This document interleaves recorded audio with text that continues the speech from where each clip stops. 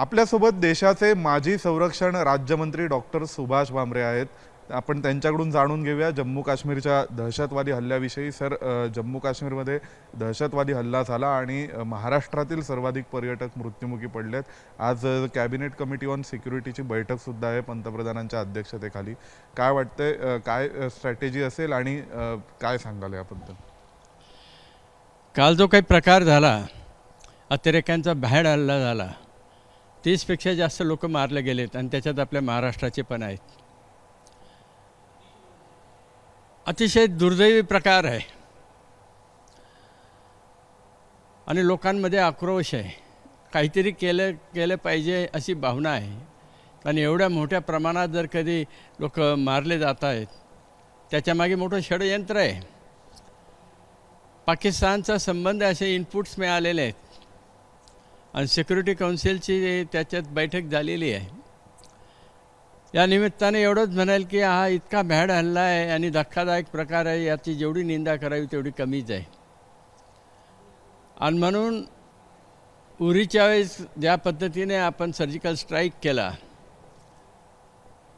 Balakot strike केला, तशा पद्धतीचा उपाययोजना मोदी साहेब आणि अमित शाह साहेब निश्चितच करतील याच्याविषयी मला शंका नाही. पण हे षडयंत्र आपण सगळ्यांनी ओळखलं पाहिजे. 370 कलम हटवल्यानंतर काश्मीर झपाट्याने बदलत होता. वेगवेगळे विकासाचे कामं मोठ्या प्रमाणात होत होते.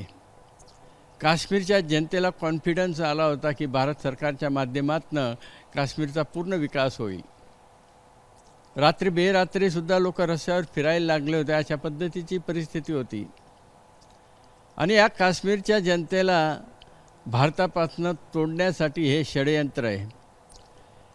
कारण टुरिस्ट लोकांना, आणि त्याच्यात दुर्दैवाची गोष्ट म्हणजे धर्म बघून, नावं ऐकून त्या पद्धतीचे टार्गेट करण्यात आले, हिंदू समाजाला टार्गेट करण्यात आले.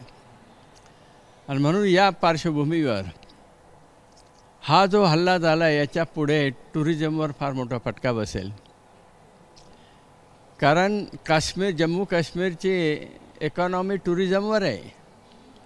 आणि आज चांगले दिवस आलेले असताना हे षडयंत्र पाकिस्तानचंच असू शकतं की पुन्हा जर कधी टुरिझम बंद झालं तर लोकांचं ब्रेड अँड बटर टुरिझमच आहे.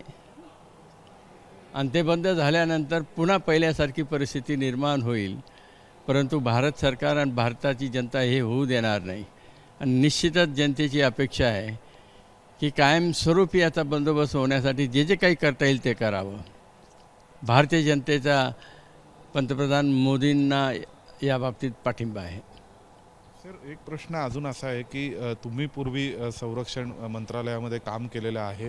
तर आज ही दुर्घटना घडल्यानंतर एकंदरीत सध्या भारतासमोर कोणकोणते पर्याय वाटत आहेत या दहशतवाद्यांचा बिमोड करण्याच्या दृष्टीने? सध्याची परिस्थिती पाहता आंतरराष्ट्रीय पातळीवरूनही भारताला खूप मोठ्या प्रमाणावर पाठिंबा व्यक्त करण्यात आला आहे दहशतवादाविरोधातील लढाईच्या साठी.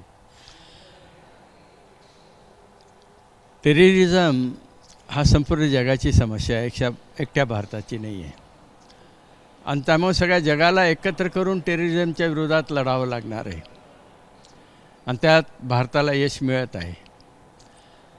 आणि म्हणून टेररिझमचे जिथं कॅम्प्स आहेत, मग ते POKमध्ये असो किंवा पाकिस्तानमध्ये असो, घुसून मारण्याची सवय भारतीय सैन्याला झाली. याच्या आधी आपण 2दा केलेलं आहे. यावेळेसही तसं करावं ही जनतेची अपेक्षा आहे. कसं होईल असं तुम्हाला वाटतंय? तुम्ही काय आश्वासन द्याल जनतेला भाजपचे नेते म्हणून? नाही, असं मी एक भारतीय नागरिक म्हणून माझ्या भावना व्यक्त करतो आहे. मागे 2दा जसं मोदींनी करून दाखवलं आणि सगळ्या जगाला दाखवून दिलं की आमची क्षमता काय आहे, भारतीय लष्कराची क्षमता काय आहे. आणि पाकिस्तान प्रत्येक वेळा अशाच चुका करत असेल तर शेवटचा काहीतरी मोठा ब्लो दिला गेला पाहिजे, ही जनतेची अपेक्षा आहे.